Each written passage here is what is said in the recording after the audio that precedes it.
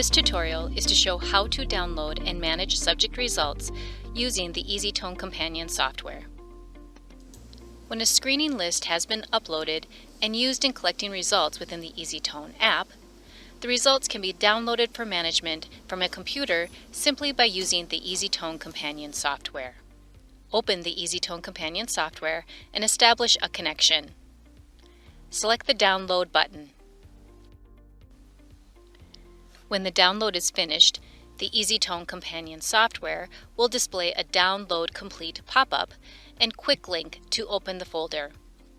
A folder is created with the date of download.